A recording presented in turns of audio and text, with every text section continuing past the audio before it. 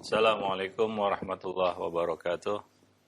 Innal hamdalillah nahmaduhu wa nasta'inuhu wa nastaghfiruh wa na'udzu billahi min shururi anfusina wa sayyiati a'malina may yahdihillahu fala mudhillalah wa may yudlil fala hadiyalah. Asyhadu an la ilaha illallah wahdahu la syarikalah wa asyhadu anna Muhammadan abduhu wa rasuluh. Ya ayyuhalladzina amanu ittaqullaha haqqa tuqatih wa la tamutunna illa wa antum muslimun amma ba'd. Para pemirsa dan para pendengar Roja TV dan Radio Roja, kaum muslimin dan muslimat rahimani wa rahimakumullah, semoga Allah senantiasa mencurahkan karunia dan anugerahnya kepada kita semua. Pada kesempatan pagi ini kita bersyukur kepada Allah masih bisa dipertemukan melalui program kajian Islam ilmiah, yang mana pada pagi ini kita akan melanjutkan pembahasan dari buku Mencetak Generasi Rabbani. Salawat dan salam tidak lupa kita limpahkan untuk Nabi kita Muhammad sallallahu alaihi wasallam, untuk keluarga beliau juga dan sahabat-sahabat beliau dan siapa saja yang meniti sunnah beliau sampai hari kemudian.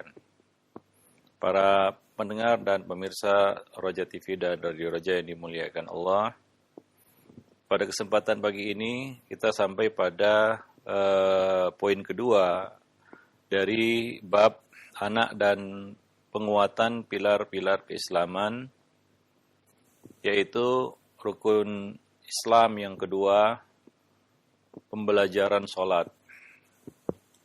Allah Subhanahu wa taala berfirman di dalam kitabnya, wa'mur ahlaka bis-sholati wastabir 'alaiha. Dan suruhlah, perintahkanlah keluargamu untuk mengerjakan salat dan bersabarlah kamu di atas ibadah tersebut, salat tersebut.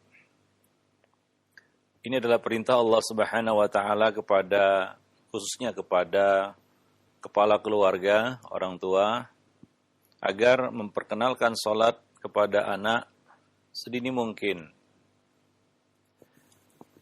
Karena ini merupakan rukun Islam yang terpenting setelah syahadat, yaitu iqamus shalah, menegakkan salat yang merupakan pilar hubungan hamba dengan Allah Subhanahu wa taala, hablun minallah. Itu diwujudkan dengan mengerjakan kewajiban salat 5 kali sehari semalam. Dan tentunya perkara pertama yang diajarkan kepada seorang yang masuk Islam adalah salat. Diajarkan wudu, kemudian salat. Dan salat ini memiliki makna yang sangat penting di dalam kehidupan seorang muslim. Nggak bisa dipisahkan antara muslim dan salat. Hingga Nabi mengatakan, inna bainar rajuli wa bainas syirki wal kufri tarkus salah. Batasan antara seorang hamba muslim dengan syirik dan kekufuran adalah meninggalkan salat. Ini perintah yang sangat ditekankan, banyak sekali perintah-perintah di dalam Al-Quran untuk menegakkan salat. Dan salat ini adalah salah satu ibadah yang mana seorang hamba bermunajat, berhubungan secara langsung dengan penciptanya, Allah Subhanahu wa taala. Oleh karena itu, jangan sampai kita telat dan terlambat memperkenalkan salat ini kepada anak-anak kita. Mulai dengan memperlihatkannya ketika ia sudah dapat melihat, lalu membimbingnya dan mengajaknya salat di samping kita ketika dia sudah bisa bergerak seperti berdiri, ruku' dan sujud. Yang perlu diingat adalah pembelajaran salat ini harus dilakukan dalam suasana yang menyenangkan bagi mereka dan menggembirakan. Karena usia anak-anak bukanlah usia taklif, mereka belum mukallaf, belum dibebani kewajiban. Jadi tujuan pembelajaran salat ini adalah untuk pembiasaan. Hingga ketika sudah baligh, ketika sampai usia taklif, mukallaf, ia sudah terbiasa melaksanakan salat tersebut serta mengerjakan ibadah-ibadah yang lain. Dan sholat ini penentu, sebagaimana dikatakan Nabi, ya jika bagus sholatnya maka bagus seluruh amalnya. Dan batas maksimal menyuruh anak sholat adalah 7 tahun. Jangan sampai telat, lebih cepat lebih baik. Tapi jangan sampai lewat dari 7 tahun baru kita suruh sholat, itu telat, yaitu terlambat. Banyak orang tua yang mengeluhkan anaknya malas sholat dan tidak terbiasa sholat, bahkan kadang-kadang curi-curi untuk meninggalkan sholat. Ya mungkin ini salah satu sebabnya adalah orang tua telat memperkenalkan sholat ini kepada si anak.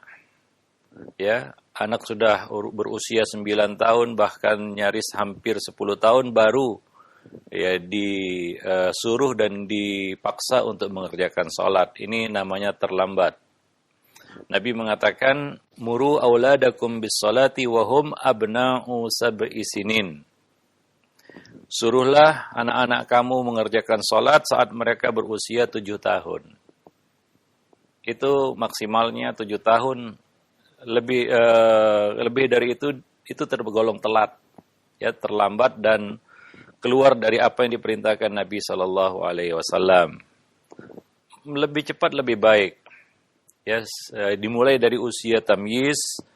Tadi kita sebutkan ketika anak sudah bisa melakukan gerakan-gerakan sholat, bisa bergerak luas, berdiri, ruku dan sujud, ajak dia untuk sholat.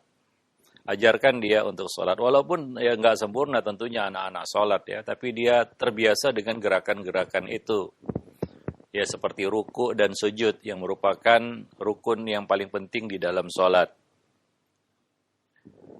Agar dia tahu kewajibannya nanti.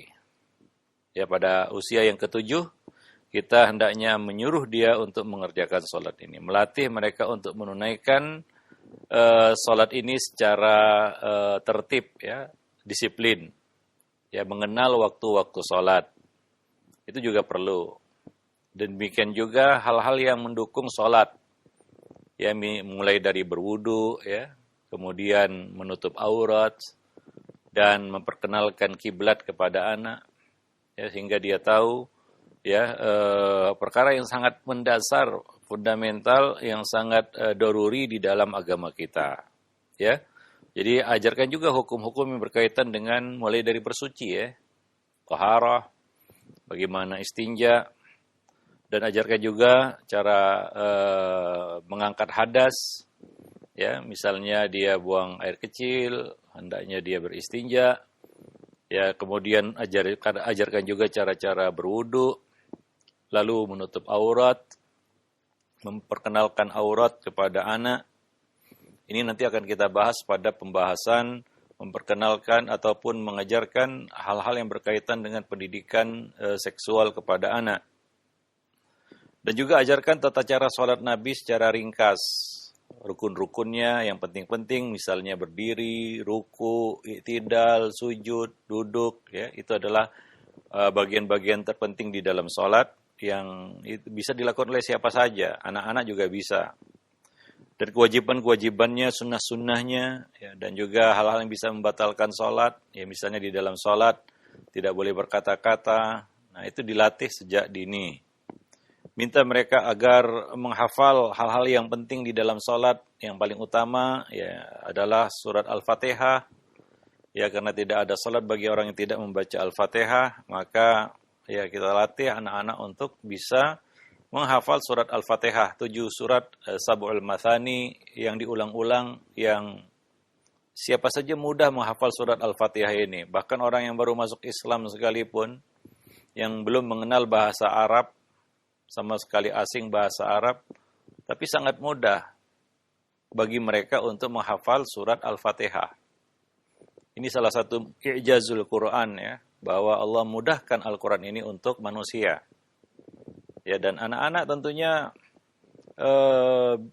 bisa untuk menghafal ini dengan cepat, ya, apalagi anak-anak, ya, hafalan mereka masih fresh.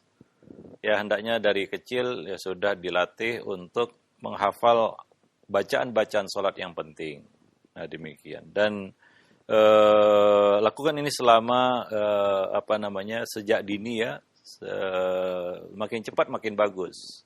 Karena kita lihat di sana ada anak-anak yang begitu masuk usia mukallaf, sholatnya sudah tertata rapi. Dia sholat seperti orang dewasa. Ada yang menginjak 10 tahun, bahkan di atas itu, sholatnya masih amburadul. Sholatnya masih berantakan, ya, belum mengerti ya tata cara pelaksanaan sholat yang benar.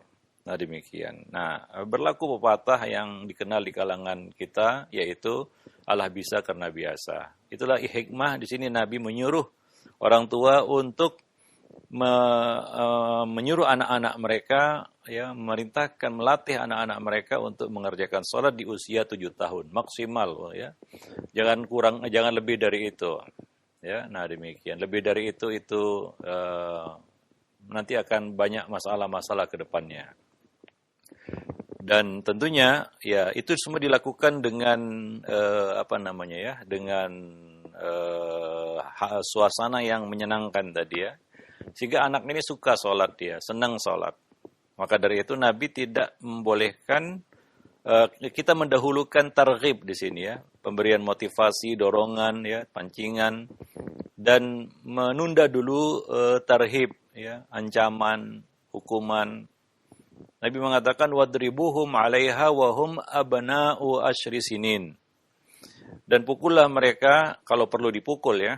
Karena tidak berarti harus memukul di sini. Ya, perintah untuk memukul di sini bukan harus betul-betul dipukul, ya. Sama seperti pembolehan atau dispensasi untuk memukul istri ketika langkah pertama, kedua tidak berjalan, ya tidak harus dipukul juga. Ya, pertama dinasihati, nggak bisa pisah ranjang, nggak bisa, boleh dipukul. Ya, bukan berarti harus dipukul dan bukan berarti harus pisah ranjang.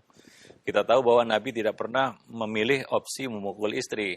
Ya, walaupun mungkin ada alasan untuk itu, tapi Nabi tidak pernah menggunakan tangannya untuk memukul wanita.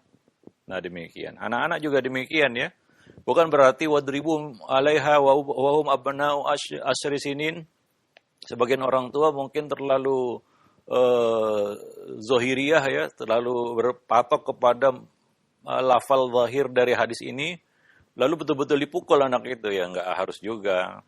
Ya mungkin ada cara, ya ini maksimal hukuman yang diberikan adalah pukulan.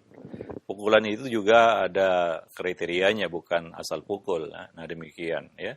Nah kalau tidak perlu dipukul, ya tidak juga dipukul. Ya mungkin perlu sedikit penekanan ataupun semacam peringatan keras, ya, agar dia betul-betul melaksanakan kewajibannya ini. Nah demikian, ya. Jadi Nabi tidak membolehkan anak untuk dipukul karena sholat di bawah 10 tahun. Nah ini ada suatu hikmah yang sangat besar di sini, ya. Masa 7, kalau kita anggaplah kita mulai menyuruh mereka di usia 7 tahun. Ada waktu 3 tahun, ya, untuk menyuruh mereka, melatih mereka, mentarghib mereka untuk terbiasa sholat dan menyukai sholat. Tanpa ada hukuman, tanpa ada ancaman, tanpa ada intimidasi, ya, celaan. Ya, maka di usia di bawah 10 tahun itu, anak itu disuruh saja sholat. Ya, dan dahulukan targhib di sini. Dan tunda dulu tarhib. Jangan diejek dia, jangan direndahkan dia, jangan dicela dia karena mungkin sholatnya masih berantakan, ya. Atau kadang-kadang lalai lelet dah begitu, ya. Sholat subuh misalnya udah jam 6 ataupun sudah terang begitu, ya. Nggak jadi masalah. Yang penting dia tahu ada sholat subuh dan dia sholat subuh. Nah demikian. Walaupun berat kadang-kadang anak itu bangun pagi, ya, dilatih. Dan jangan dicela, jangan dibanding-bandingkan juga dengan anak-anak yang lain. Oh, lihat si fulan dan si fulan. Nah, itu akan membuat dia, ya, kecil hati dan mungkin dia akan terpaksa sholat itu. Sehingga dia mungkin akan membenci sholat itu. Karena dia akan berkata dalam hatinya, karena sholat aku dipukul, karena sholat aku diejek, karena sholat aku dihina, ya, karena sholat aku direndahkan, nanti dia nggak suka sholat.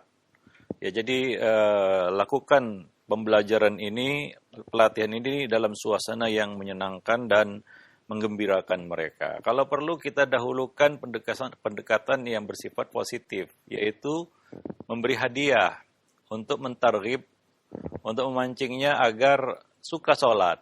Ya, kalau dia sholat, kalau dia bangun pagi, terutama sholat subuh yang paling berat ya bagi anak-anak.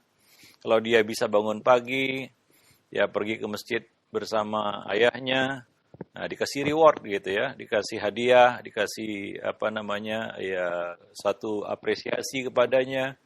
Ya nggak harus materi ya karena pemberian itu nggak harus materi. Ya bisa jadi kita berikan sesuatu yang membuat dia senang. Misalnya apa? Kita tahu anak kita sukanya makan apa begitu ya. Kalau kita masak ini dia begitu senang begitu. Nah itu kita beri ya semacam targhib kepadanya supaya dia suka sholat begitu ya, dan tidak terbebani dengan sholat itu. Karena mereka juga belum mukallaf ini, belum balik lagi dan belum mukallaf ya. Nah dan tentunya ya hal ini perlu dilakukan secara kontinu, terus ya berkesinambungan, terus menerus.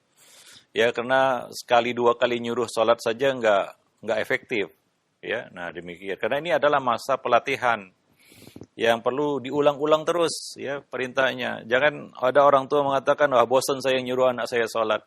Ya anak masih kecil itu perlu terus diingatkan. Nah demikian ya, jangan merasa bosan untuk membimbing mereka dan mengajak mereka sholat. Maka dari itu Allah perintahkan kita untuk wastabir alaiha, dan bersabarlah kamu dalam mengerjakannya, dalam menyuruh anak keluargamu untuk mengerjakan sholat tersebut. Harus sabar ya. Nah demikian. Apalagi menghadapi anak-anak. Maka di sini ya kita anjurkan kepada para orang tua untuk ya lebih mendahulukan pendekatan positif ataupun memberikan targhib, motivasi. Ya, bisa itu juga memberikan apresiasi kepada anak ya ketika dia mau mengerjakan sholat itu. Jangan berpikir dulu nanti itu mengajari anak tidak ikhlas ya. Anak belum sampai ke situ nalarnya ya. Ini adalah pelatihan, ini bukan penanaman suatu pemahaman, enggak. Ini kadang-kadang sebagian orang tua dia berpikir seperti anaknya itu adalah orang dewasa. Enggak. Beda. Otak anak-anak bukan seperti otak orang dewasa. Anak-anak dengan dunianya.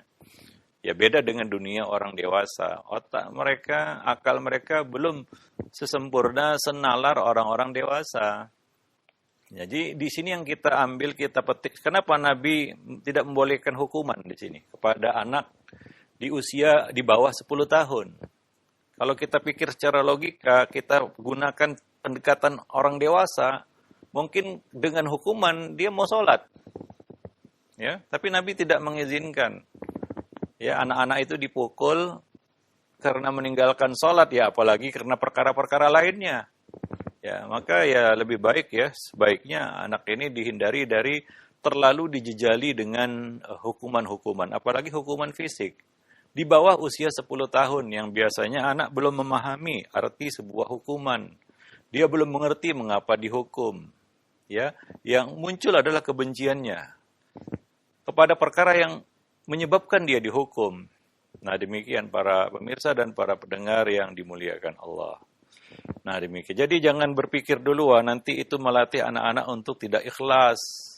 Ya, untuk mengharapkan sesuatu. Tidak, ya. Nah, demikian. Karena yang kita tuju di sini, yang kita capai di sini adalah pembiasaan. Allah bisa karena biasa, membuat dia suka kepada sholat itu. Ya, apa yang ada di dalam hatinya, karena sholat saya bisa begini, bisa begitu, dapat ini, dapat itu. Nah demikian, hingga dia terbiasa untuk sholat itu. Nah demikian, dia minimal waktu 3 tahun. Makanya kita katakan tadi lebih cepat lebih baik, ya, lebih cepat lebih baik. Bukan berarti suruhlah anak-anak kamu untuk sholat di usia 7 tahun, ya benar-benar 7 tahun, enggak juga. Ya bukan seperti itu memahaminya. Tapi itu batas maksimal untuk menyuruhnya. Ya, jangan sampai lewat dari itu. Karena lewat dari itu telat. Ya, nah waktu 2 tahun itu mungkin kurang. Ya apalagi cuma 1 tahun, apalagi cuma 1 bulan. Besok dia mau balik, baru hari ini disuruh-suruh sholat. Ya gimana dia mau sholat? Dan bagaimana dia terbiasa sholat? Nah demikian. Wallahu a'lam bishawab. Nah Jadi itu salah satu perkara yang penting ya untuk membiasakan dan melatih anak untuk sholat. Dan tentunya kita kawal sholatnya, berusaha untuk memperbaiki sholat mereka dari waktu ke waktu. Karena ya tentunya namanya anak-anak sholatnya ya pasti masih berantakan ya. Tapi ya seiring dengan perjalanan waktu ya jangan andalkan juga pelajaran yang ada di sekolah. Kadang-kadang juga nggak sinkron apa yang diajarkan orang tua di rumah dengan apa yang diajarkan di sekolah, tergantung sekolahnya. Maka pilihlah sekolah yang betul-betul mengajarkan sholat yang benar, sholat seperti Nabi mengerjakan sholat. Ya, karena banyak juga sekolah-sekolah yang mengajarkan sholat itu asal-asalan. Ya, nah rujukannya tidak benar sehingga ya banyak. Ya, kalau dari kecil dasar sholatnya salah itu susah untuk memperbaikinya ya. Seperti kita tahu bersama hari ini banyak orang tua yang dibenarkan cara sholatnya nggak mau dia karena memang sudah dari kecil sholatnya seperti itu. Terus terang saja kita ini sholat mungkin 80% itu hasil melihat orang. Dulu waktu kita masih kecil kita lihat orang-orang sholat di musola ya atau di masjid seperti itu ya kita selaku anak kecil kita tiru itu. Tanpa mengetahui apa yang kita tiru itu benar atau salah. Nah, demikian ya kalau pendidikan dasar ya, pendidikan masa kecil itu salah. Untuk memperbaikinya nanti ketika dia sudah dewasa itu berat karena sudah tertanam dalam benaknya inilah sholat. Selain itu mungkin tidak dianggapnya sholat. Ya, selain itu mungkin dianggapnya salah. Maka dari itu ya kita perlu mengawal secara tata cara sholatnya, sifat sholatnya. Nah demikian ya. Ada beberapa buku rujukan mungkin yang bisa kita gunakan untuk memperbaiki sholat anak-anak kita. Ya di samping kita juga sebenarnya para orang tua juga harus belajar sholat juga. Karena banyak dari mereka yang sholatnya itu ya masih ya hasil melihat tadi ya, bukan hasil belajar, bukan karena ada riwayat, tapi semata-mata karena dia melihat. Nah demikian ya, apalagi anak-anak ya, tentunya dia datang mungkin ke masjid atau dia lihat orang tuanya sholat di rumah, dia tiru. Nah jadi perlu dilatih dan dikawal sholatnya, ya tata cara sholat yang benar, ya pelan-pelan ya, misalnya meletakkan tangan ya dan lain sebagainya. Dan tidak perlu di sini ada pemaksaan ya dan celaan, hindari celaan di sini ya. Nah demikian, ya namanya melatih ya.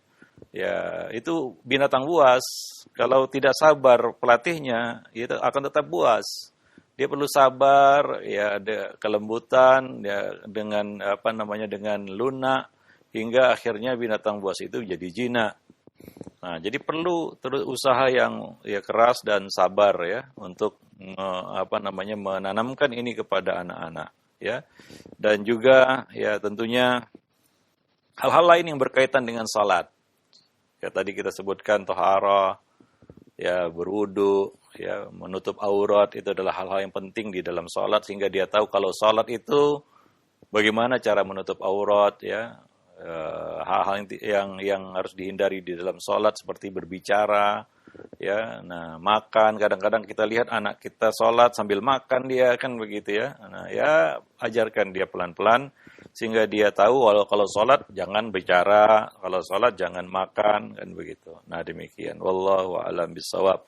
Dan khusus bagi anak laki-laki, ya tentunya ada di sana kewajiban lain selain sekedar mengerjakan sholat, yaitu mendatangi masjid untuk mengerjakan sholat berjamaah di masjid. Dia pasti mendengar azan. Ya, dan latihlah, bawalah anak-anak kita ini untuk ikut sholat berjamaah di masjid. Kalau mereka memang sudah layak untuk dibawa ke masjid, ya, maka dari itu perlu dikasih landasan, diberi landasan di rumah, pendidikan di rumah tentang adab-adab masjid. Sehingga ketika dia sudah waktunya untuk dibawa ke masjid, dia mengerti masjid itu tempat apa. Masjid itu bukan taman bermain, ya, bukan tempat untuk bermain. Nah, dia mengerti. Nah itu harus ditanamkan ya kepada anak-anak. Memperkenalkan masjid itu bukan bukan seperti tempat-tempat lain di luarnya. Nah ini perlu ya karena masjid itu adalah istana ya, tempat membina generasi muslim. Nggak tepat juga melarang secara mutlak anak-anak datang ke masjid. Ya, karena ada juga masjid yang melarang anak-anak masuk masjid. Nah, ini juga terlalu ekstrim. Ya, Nabi juga membiarkan anak-anak datang ke masjid dan sholat bersama kaum muslimin di masjid. Ya, nah demikian. Dan bahkan Nabi membiarkan mereka masuk ke saf-saf orang dewasa. Nggak perlu dibuat saf khusus anak-anak. Seperti yang dilakukan oleh sebagian orang ya, membuat saf khusus untuk anak-anak. Nah, jadi biarkan mereka berbaur dengan orang dewasa. Ada yang beranggapan, wah mereka nggak wudhu, mereka mungkin toharohnya masih nggak benar kan begitu. Itu memutus saf, tidak. Ya. Nah, jadi dulu Abdullah bin Abbas juga pernah ikut sholat bersama Nabi, ya datang dengan keledainya, masuk ke saf dan sholat bersama kaum muslimin. Ya, nah demikian. Jadi dibiarkan Nabi Shallallahu Alaihi Wasallam. Yang penting di sini adalah kerjasama para orang tua ya, agar memperkenalkan adab-adab masjid, adab-adab terkait dengan masjid kepada anak, sehingga anak ini tidak bermain-main di sana, ikut sholat bersama kaum muslimin ya. Nah, kita lihat juga ada anak-anak yang ngerti, ya terdidik ya, teredukasi dengan baik ketika dia datang ke masjid. Ya, dia sholat, mengikuti ya, kaum muslimin sholat. Nah, di sana ada juga anak yang tidak terdidik, lari sana, lari sini, teriak-teriak, ya, mengganggu orang yang sholat. Ya, kita lihat sebagian anak-anak seperti itu, anak-anak ini nggak bisa disalahkan juga. Ya, tentunya di sini orang tua yang harus merasa ya bahwa anak itu ya perlu diberi landasan untuk datang ke masjid, pendidikan adab. Kalau dilalaikan maka itu adalah salahnya, mengganggu kaum muslimin misalnya. Nah demikian ya. Nah kadang-kadang terjadi pertengkaran antara pihak BKM dengan jemaah yang membawa anak-anak ke masjid. Ya sehingga ada orang tua yang yang memusuhi masjid karena masjid memusuhi anaknya begitu. Ya tentunya ini akan merugikan ya semua pihak. Nah demikian. Jadi masjid itu adalah tempat yang paling baik bagi anak-anak. Ya apa jadinya kalau generasi muslim ini ya tidak kenal masjid, dia kenal tempat-tempat bermain di luar sana, ya dan dia asing dengan masjid. Ya bukankah salah satu orang yang dinaungi Allah Subhanahu Wa Taala pada hari kiamat adalah orang yang hatinya terpaut dengan masjid, terkait dengan masjid. Pemuda yang tubuh besar dengan ibadah kepada Allah, pemuda yang terkait hatinya dengan masjid. Nah, itu perlu kita jadikan masjid ini sebagai tempat yang aman bagi anak-anak dan menyenangkan bagi mereka, terutama anak laki-laki ya. Nah, demikian. Kalau anak perempuan kita tahu bahwasanya yang paling baik bagi mereka adalah mengerjakan sholat di rumah mereka. Itu mungkin tugas ibu ya untuk mengajarkan sholat berjamaah di rumah bagi kaum wanita bagaimana ya dan seterusnya. Nah, maka dari itu di sini perlu ya kita jelaskan hal ini kepada anak-anak kita sejak dini ya sehingga dia tahu suasana sholat bukan hanya di dalam sholat tapi suasana yang berkaitan dengan sholat juga.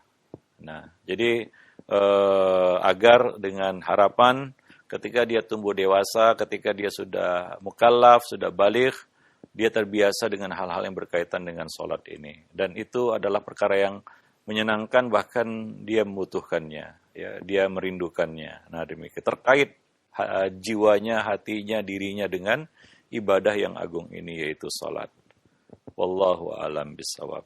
Para pemirsa dan para pendengar yang dimuliakan Allah, ya tentunya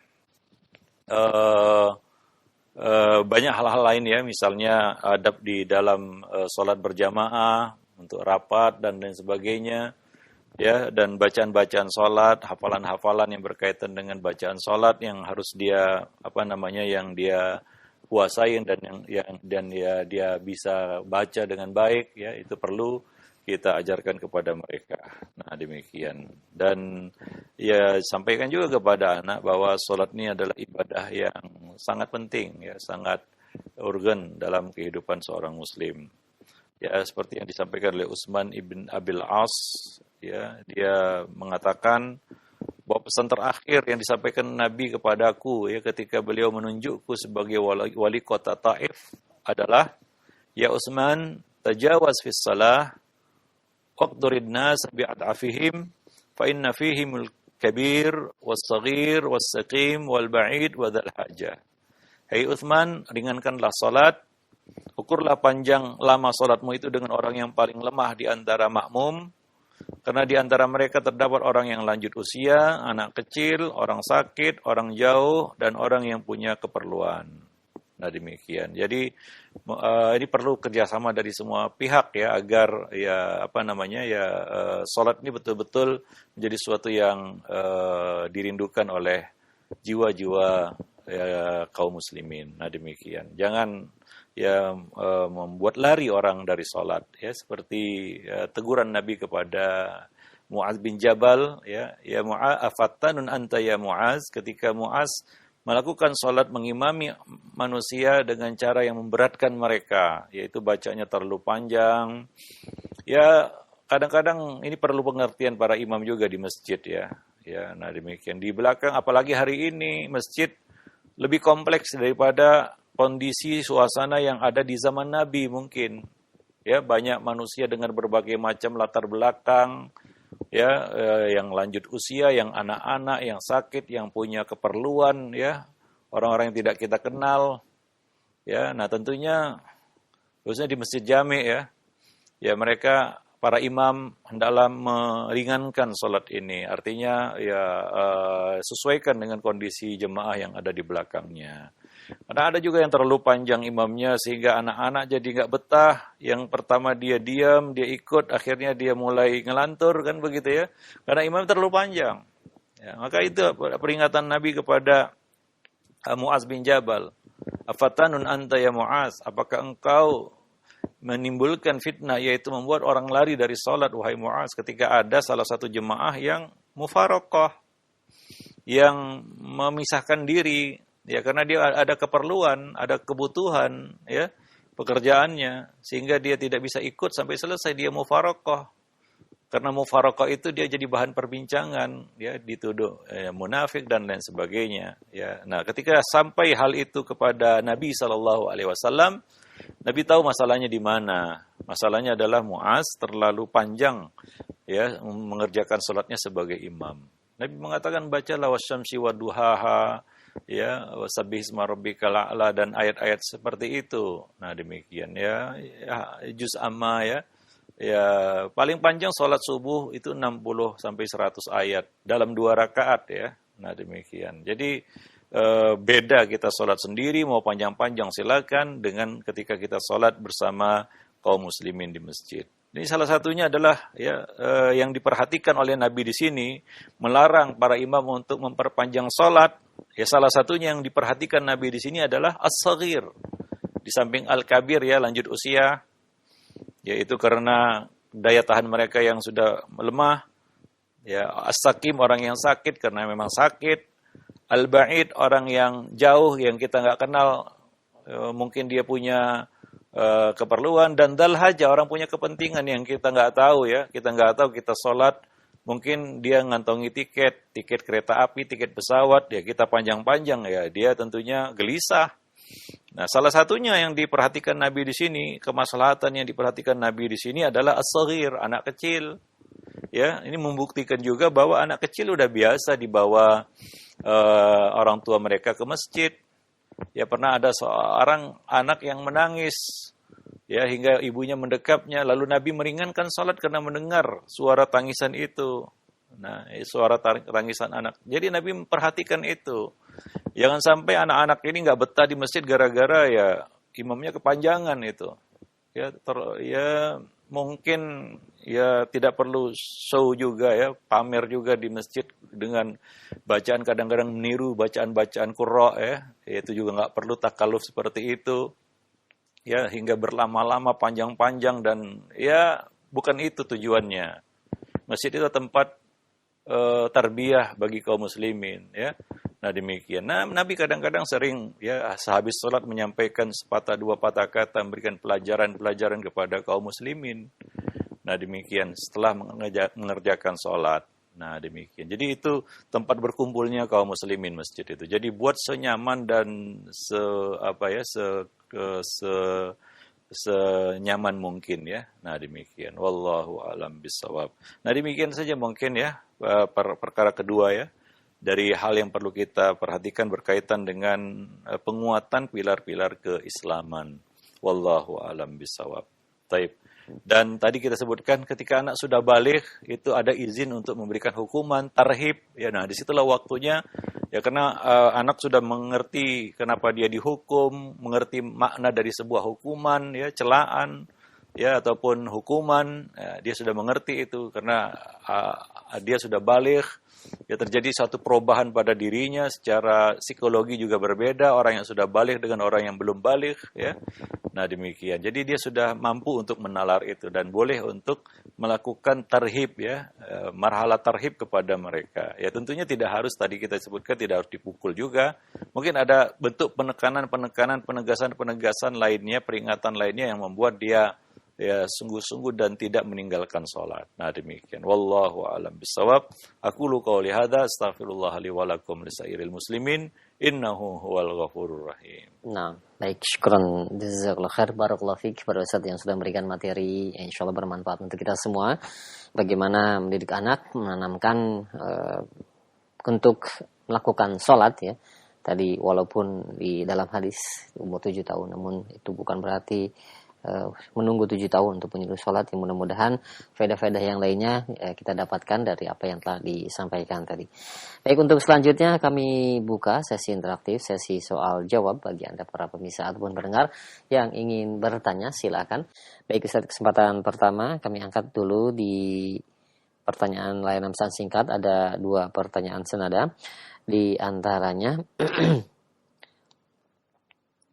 dari penanya hamba Allah yang berada di Buton dan penanya yang lainnya.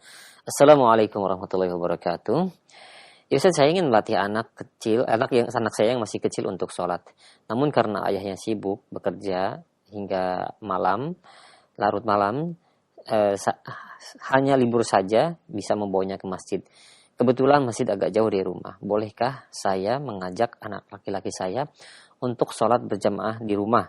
Kadang saya jadi imam dan kadang juga saya jadikan dia menjadi imam karena bacaannya sudah cukup lumayan walaupun belum mumayyiz Ustaz. Nah, bolehkah melakukan hal tersebut Ustaz? Mohon penjelasannya. Ya, boleh ya. Anak kecil yang sudah mumayyiz ya, menjadi imam pernah juga dilakukan oleh Aisyah ya, menunjuk seorang anak kecil yang lebih bisa baca Quran sebagai imam. Dan kita katakan di sini perlu kerjasama ya antara ayah dan ibu untuk melatih anak-anak ini untuk biasa sholat.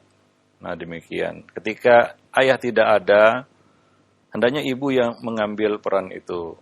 Nah, ketika ayah di rumah, mungkin ayah perlu aktif untuk melatih anak-anak, terutama tadi kita katakan anak laki-laki ya, yang seharusnya dia dilatih untuk pergi ke masjid ya. Tapi karena ini masih belum baligh ya, nah jadi mungkin perlu dikawal oleh orang tua untuk pergi ke masjid. Ya maka orang tua yang sibuk tadi mungkin bisa meluangkan waktu Sabtu atau Ahad, waktu libur untuk ya membawa anak-anak ini ke masjid. Atau kalau misalnya dia maghrib sudah pulang, sudah sampai di rumah, dia membawa anak ini sholat maghrib dan isya di masjid ya, atau sholat subuh. Nah demikian. Jadi kita pelan-pelan ya menanamkan ini kepada anak ya, membawa dan mengajak mereka khususnya anak laki-laki tadi ya ke masjid. Nah demikian. Wallahu a'lam bishawab. Dan kalau tugas itu terhalang, nggak jadi masalah juga ya seorang ibu membawa anaknya ke masjid.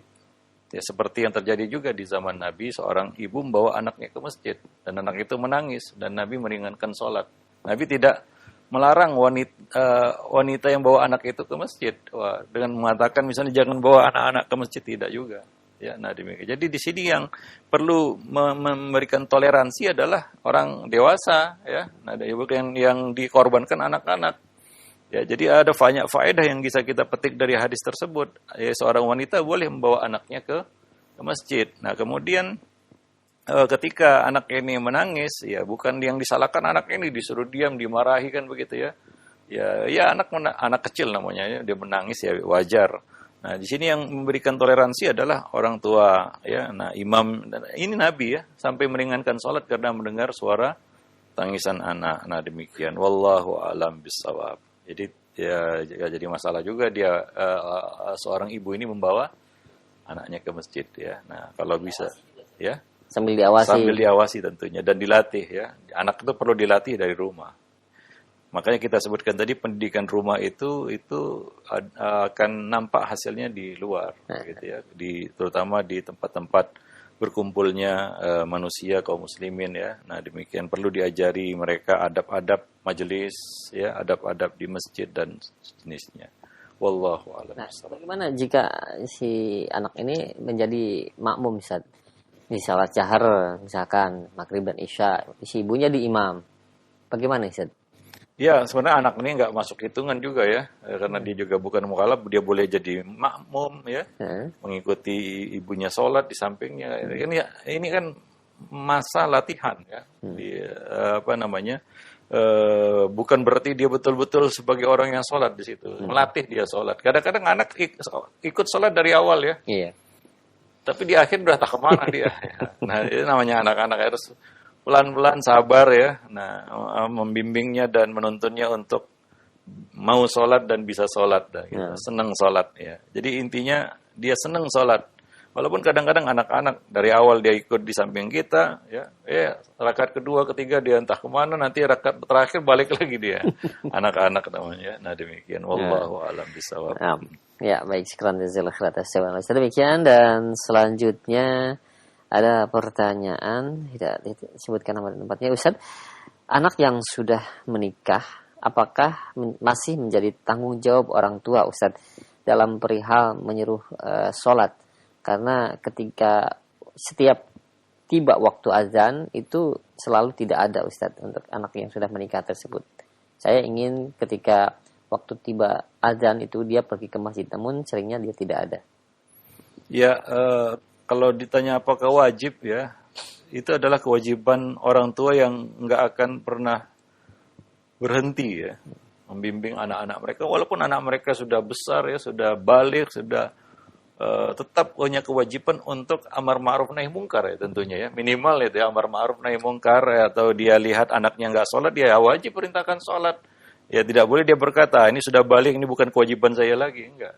Ya, kewajiban, bahkan itu kewajiban setiap muslim ya, kepada muslim yang lainnya, yaitu apa? Amar ma'ruf nahi mungkar, tawasi bil haqqi wa tawasi bis sabar. Bukan hanya kewajiban orang tua ini aja, kewajiban sama muslim ya, untuk mengingatkan sholat begitu. Apalagi ini statusnya adalah anaknya, ya tentunya itu lebih ditegaskan lagi ya. Dia kan bukan berarti wah dia sudah balik, sudah lepas dari saya, tidak.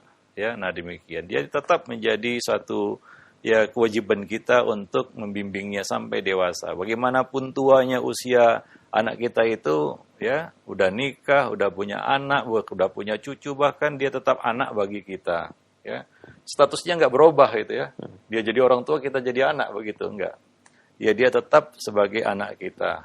Nah demikian. Yang kita punya tanggung jawab ya kepada mereka. Nah demikian. Sebagai seorang muslim satu, dan sebagai seorang ayah ya ataupun ibu yang kedua. Nah demikian. Wallahu a'lam bishawab. Iya, baik, syukran jazakallahu khair atas jawabannya. Demikian, dan yang ketiga masih kami ajukan di layanan pesan singkat, Ustaz. Ada pertanyaan. Ustaz, saya pernah membawa anak ke masjid dan saya tempatkan di saf terdepan dengan saya, Ustaz. Karena saya tidak ingin melepaskannya dengan yang lain. Tapi oleh imam ditegur bahwa bagian depan sunnahnya untuk dewasa, Ustaz. Nah, bagaimana penjelasannya? Iya, ya tentunya ada tempat-tempat yang tidak boleh diisi oleh anak-anak ya. Tidak semua tempat boleh diisi oleh anak-anak. Nabi SAW mengatakan, ya, istau wa la takhtalifu fatakhtalifa qulubukum. Rapat dan luruskan barisan kalian dan jangan berserakan, jangan berselisih yang menyebabkan hati kalian saling berselisih. Liyalini, kata Nabi, ya, liyalini minkum ulul ahlami wan nuha. Hendaklah mengisi barisan yang ada di belakangku, kata Nabi, orang-orang yang sudah balik dan berakal. summal ladzina yalunahum summal ladzina yalunahum. Kemudian sudah mereka dan seterusnya. Jadi khusus untuk barisan di belakang imam, nah ini tidak boleh diisi anak-anak. Dan ini mohon pengertiannya kepada orang tua yang bawa anak.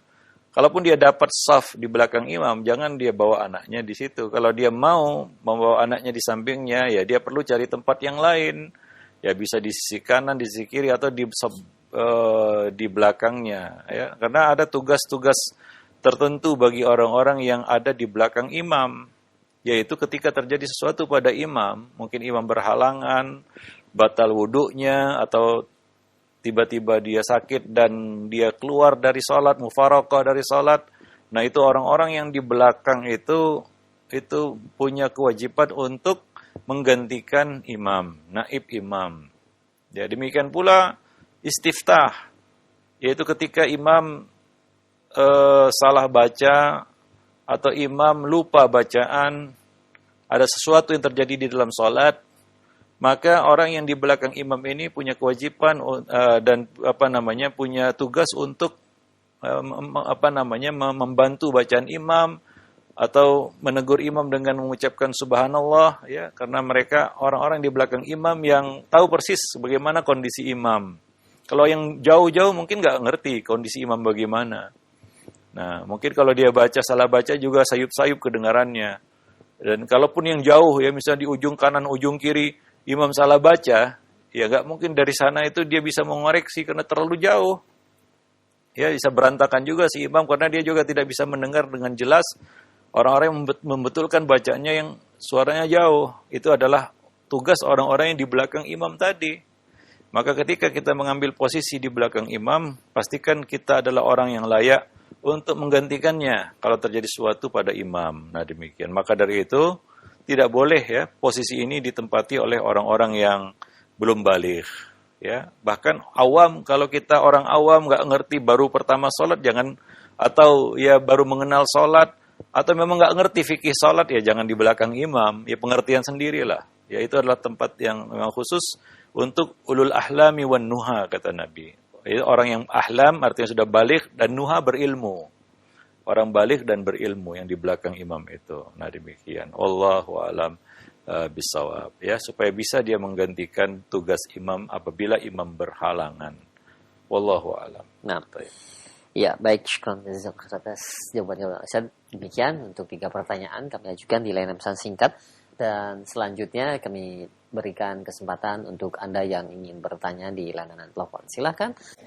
Halo. Assalamualaikum warahmatullahi wabarakatuh. Ya, waalaikumsalam warahmatullahi wabarakatuh. Dengan siapa di mana? Pak Rashid, Jakarta. Iya, silakan Pak Rashid. Assalamualaikum Pak Ustaz. Waalaikumsalam warahmatullahi wabarakatuh.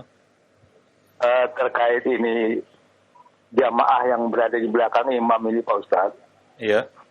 Pengalaman saya di masjid-masjid dekat rumah saya ini,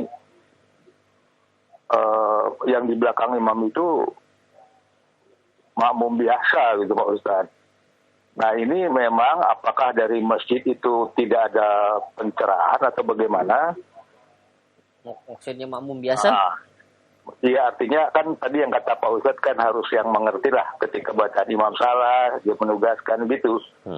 Iya. Nah kadang-kadang malah imam rawatib yang lain itu di belakang. Nah ini maksud saya siapa nih Pak Ustaz, kewajiban memberitahu itu kan harusnya pengurus ya. Iya. Iya. Baik. Ini tidak gitu Pak Ustaz. Memang pernah terjadi kesalahan yang membetulkan di belakang, ya nggak dengar imam itu. Iya. Itu Pak Ustaz. Iya. Iya Pak Ustaz. Jadi baik. pencerahan Pak Ustaz. Terima kasih. Assalamualaikum warahmatullahi wabarakatuh. Waalaikumsalam warahmatullahi wabarakatuh. Baik, kepada Pak Rashid ya di Iya. Jakarta.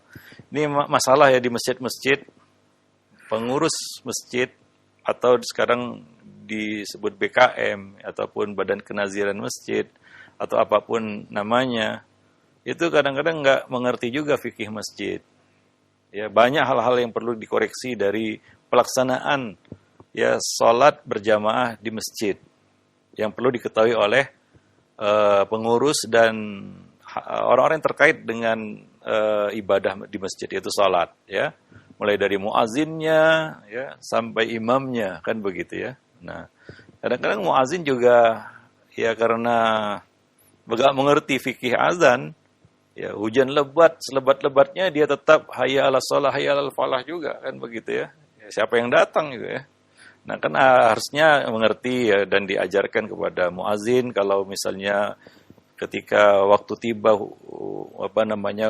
waktu sholat tiba hujan lebat ya yang halangi orang datang ke masjid, ya seharusnya disuarakan as-sholatu fi rihalikum ya. Nah demikian. Nah tapi ya sedikit muazin yang ngerti fikih ini kan begitu ya. Sampai-sampai kemarin ketika dianjurkan untuk ibadah di rumah, masjid-masjid tetap menyuarakan hayya 'alas shalah, hayya 'alal falah. Padahal orang-orang tidak datang itu karena terhalang karena satu uzur, yaitu adanya wabah ya COVID-19 kemarin. Nah demikian. Sekarang alhamdulillah sudah aktif kembali masjid-masjid ya. Nah jadi ini harus tahu, paham si muazin ini fikih azan itu dari muazinnya ya. Nah kemudian imam itu lebih-lebih lagi, dia mengerti apa yang berkaitan dengan salat, ya, meluruskan shaf dan lain sebagainya. Nah kemudian ya, nah di sini tadi disinggung orang-orang yang di belakang imam. Nah maka perlu pihak masjid di sini ya memang menempatkan ya orang nawaibnya. Nawaib itu artinya wakil pengganti imam itu di belakang imam. Satu hal yang keliru juga ya, yaitu menempatkan muazin di belakang imam ini. Ya muazin, biasanya muazin yang qomat di belakang imam. Ya ini tidak harus juga, tidak harus muazin yang di belakang imam. Kadang-kadang muazin juga nggak ngerti tentang sholat. Begitu imam berhalangan dia juga nggak ngerti. Imam salah baca, imam melakukan satu gerakan yang mungkin salah, dia diam saja, dia tidak subhanallah, dia tidak dan sebagainya. Nah, jadi nggak harus muazin juga seperti kebiasaan banyak masjid di belakang imam itu muazin, ditulis muazin. Ya enggak. Nawaib, pengganti imam, ulul ahlami wan nuha kata Nabi, orang yang sudah balik jelas orang dewasa ya. An-nuha artinya orang yang berilmu, ya di situ ya. Maka ya tentunya ada pengganti imam atau wakil imam ya.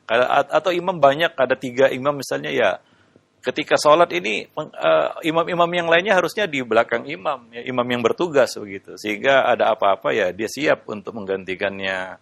Nah demikian ya. Nah jadi satu hal juga ya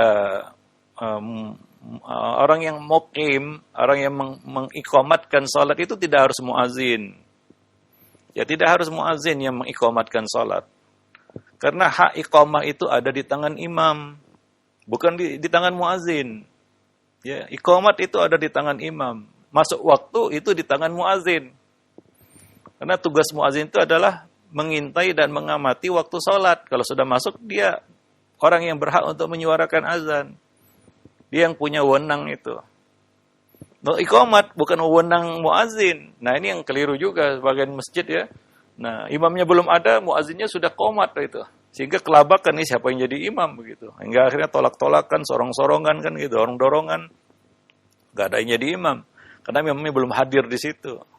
Jadi ya, tata cara atau fikih yang benar ketika imam sudah berada di tempat atau imam sudah datang baru iqamat. Atau imam menyuruh untuk iqamat. Siapapun yang dia suruh. Gak harus muazin. Ya, siapapun yang dia suruh untuk qomat.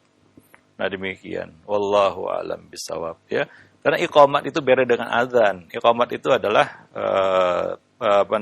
peringatan ataupun seruan untuk menegakkan salat. Sementara azan itu adalah pengumuman, iklan masuknya waktu salat. Beda antara keduanya. Wallahu a'lam bishawab. Jadi nggak harus juga muazin di belakang imam gitu. Nah demikian. Wallahu a'lam bishawab. Mungkin sampai di sini dulu pertemuan kita pada pagi ini. Mudah-mudahan bermanfaat. Lebih dan kurang saya mohon maaf. Subhanakallah bihamdik. Asyhadu an la ilaha illa anta astaghfiruka wa atubu ilaik. Assalamualaikum warahmatullahi wabarakatuh.